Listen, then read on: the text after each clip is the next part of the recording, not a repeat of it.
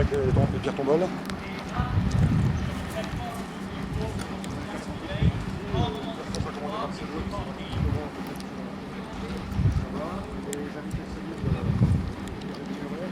J'habite juste de l'autre côté de la colline, je viens très souvent.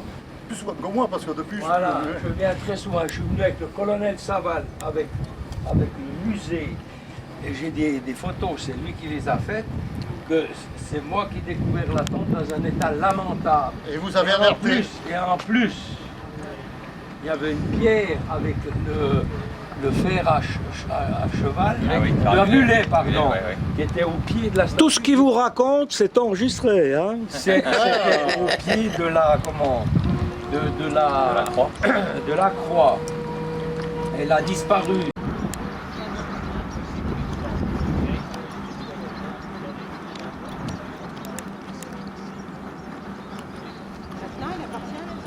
Allez, rapido.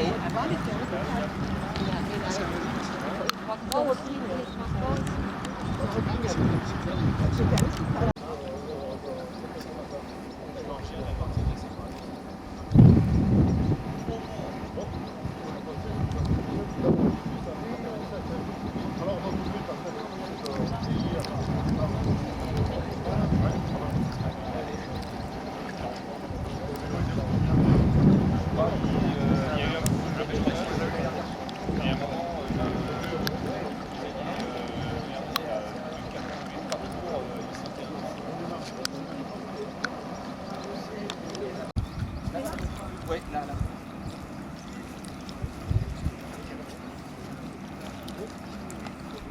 Jusqu'au bout, Marcel. Marcel, jusqu'au mur. Jusqu'au mur, Marcel. Allez.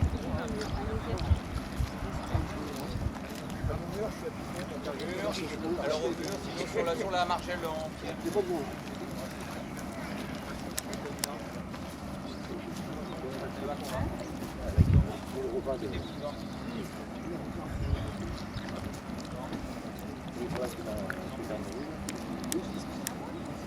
Je ne viens pas.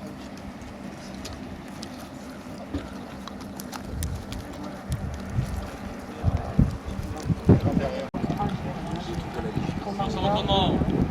Oh!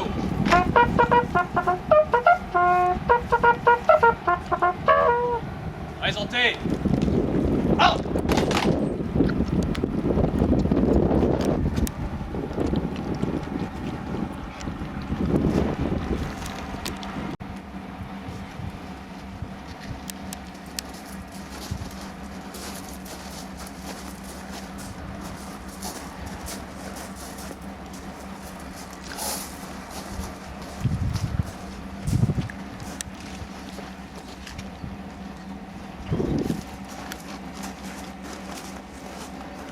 Aux morts.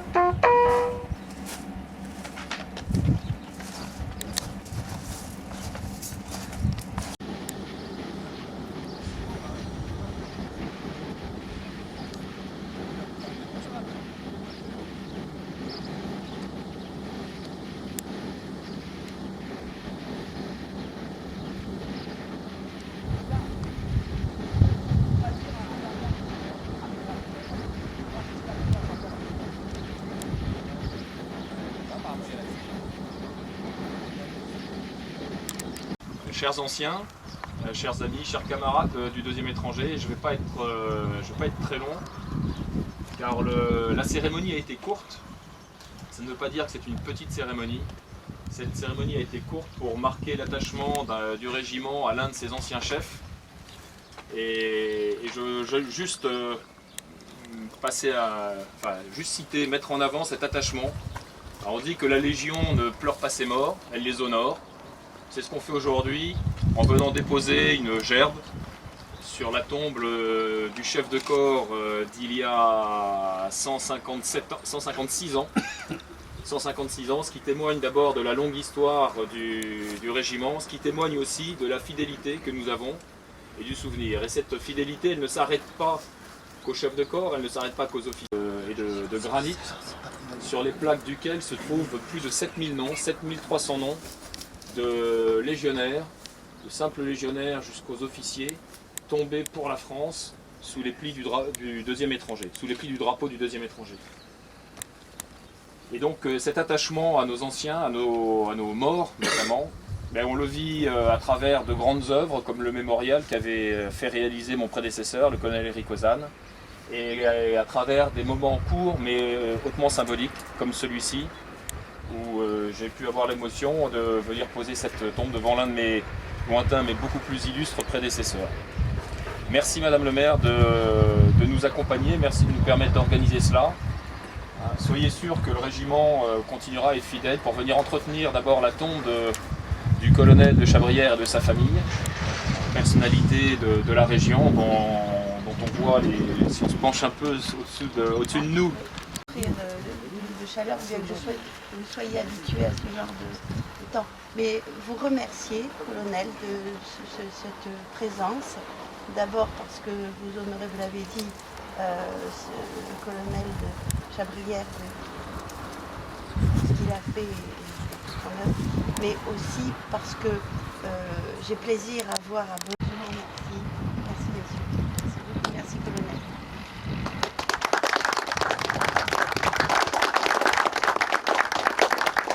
Eh bien, avant de le faire l'année prochaine à Cameroun, le 30 avril, un samedi, où tout le monde sera libéré de ses obligations professionnelles hebdomadaires, avant de le faire à Nîmes pour... Ça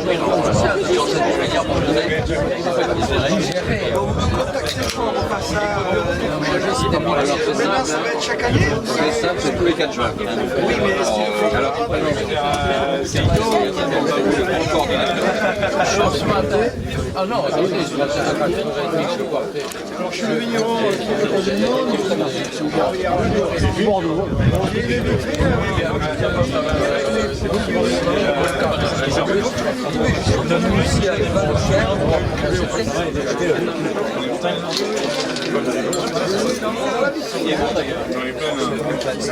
D'année en année, en tout cas, depuis quelques années.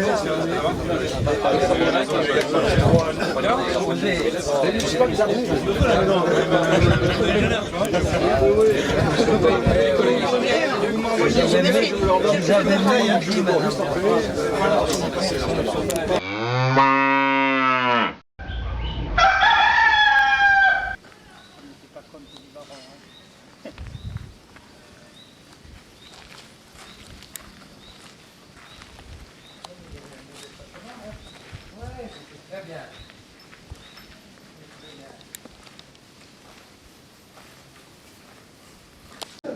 Bien sûr que c'est bien. Comme ça, tu peux rentrer en roulant.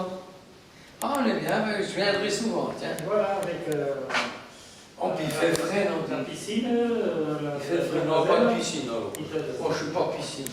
Pas piscine. Non, alors là, les piscines, tu sais, les piscines, ça veut dire plein de monde à la maison, la cave vide, le frigo vide, tu vois. Non. Dès que tu as du rappel. Alors ça, c'est le summum de son roi. Voilà, c'est en l'honneur de la chapelle du château de Courcouronnes. Alors celui-là, c'est quoi ça? Ça, c'est la liste de nos vins. Voilà, alors on a 3 vins blancs. Un vin blanc avec 3 cépages, ça dans sa grenache blanc pour les coquillages et les fruits de mer. Et là, vous avez Viognier. Vous connaissez le Viognier? Oui, un petit peu. Voilà, donc c'est la mode du Viognier. Avant, c'était le chardonnay. On a un Viognier qui fermente dans les culs inox. La fermentation, c'est la transformation du sucre en alcool qui se fait dans la cuisinote et celui-là, il se fait dans les barriques neuves. Donc c'est complètement différent.